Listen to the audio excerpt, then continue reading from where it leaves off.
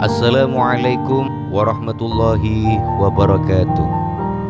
Ada seorang sufi dari kalangan tokoh tasawuf yang bernama Syekh Abdul Aziz Ad-Dabbagh. Beliau dalam kalangan tokoh tasawuf termasuk ulama kelas atas, wali min auliyaillah, ahli ibadah. Suatu ketika malaikat melihat namanya di lembaran kitab Lauhul Mahfuz ada dalam deretan penghuni neraka. Melihat hal tersebut, malaikat merasa kasihan dan mendatangi Syekh Abdul Aziz Ad-Dabbagh. Malaikat berkata, "Wahai Abdul Aziz, untuk apa engkau ibadah sampai segitunya? Sedangkan aku lihat namamu di lembaran Lauhul Mahfuz, engkau adalah penghuni neraka. Mau ibadah gimana pun, engkau tetap akan masuk neraka." Kemudian Abdul Aziz menjawab, "Wahai malaikat, surga dan neraka bukan urusanku. Aku diciptakan oleh Allah Subhanahu wa ta'ala hanya untuk beribadah kepada Allah Subhanahu wa ta'ala. Sebagaimana Allah Subhanahu wa ta'ala berfirman, tidaklah aku ciptakan jin dan manusia kecuali hanya untuk beribadah kepadaku. Mau aku masuk surga atau neraka, itu haknya Allah Subhanahu wa ta'ala." Kemudian malaikat kembali ke Lauhul Mahfuz dan dilihat namanya dirubah oleh Allah Subhanahu wa ta'ala menjadi penghuni surga, sebab Allah menetapkan kitabullah. Lantas malaikat kembali menemui Abdul Aziz dan berkata, "Wahai Abdul Aziz, ada kabar gembira untuk kamu. Baru saja aku melihat namamu oleh Allah Subhanahu wa ta'ala dirubah menjadi penghuni surga." Abdul Aziz menjawab, "Alhamdulillah." Sekali lagi malaikat, "Surga dan neraka bukan urusanku. Aku beribadah hanya untuk menggapai ridhonya, menggapai ridho Allah Subhanahu wa ta'ala. Kalau Allah Subhanahu wa ta'ala ridho aku di neraka, ya itulah tujuanku."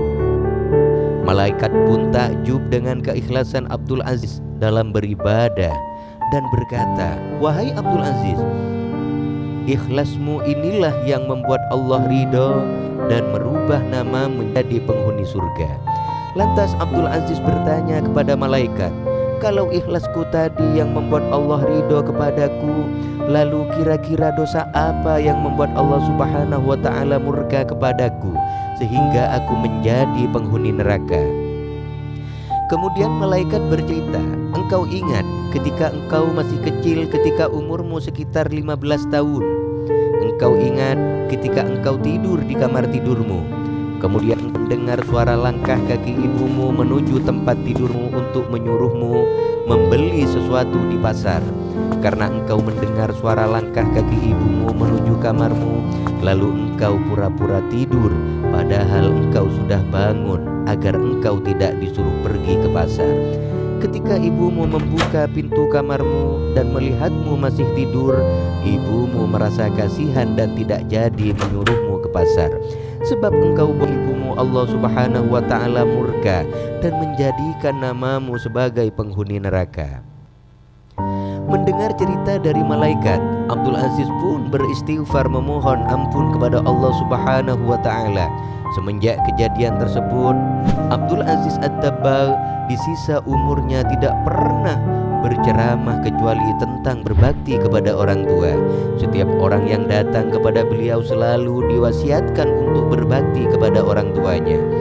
Mari kita renungkan sejenak, padahal beliau hanya pura-pura tidur. Lalu bagaimana yang sampai membentak ibunya? Bagaimana yang sampai memasamkan wajahnya kepada ibunya? Yang mengeraskan suaranya di depan ibunya? Yang sampai tidak memberi nafkah dan bahkan sampai membuat menangis ibunya? Bagaimana kira-kira nasibnya? Mari kita belajar bersama-sama untuk lebih berbakti kepada orang tua kita, baik yang masih hidup ataupun yang telah wafat. Jangan meremehkan dosa kecil, dikhawatirkan di situ ada murka Allah Subhanahu wa ta'ala. Dan jika tangan kita masih sulit untuk berbuat baik padanya, maka ringankanlah lisan kita untuk senantiasa mendoakan kedua orang tua kita. Semoga Allah Subhanahu wa ta'ala mengampuni semua dosa-dosa orang tua kita. Amin amin ya rabbal alamin. Allahumma ya Rabbi bijahi Sayyidina Muhammad ibn Abdullah sallallahu alaihi wasallam ijma' baini wa baina Sayyidina Muhammad bin Abdullah fid dunya qabla al-akhirah.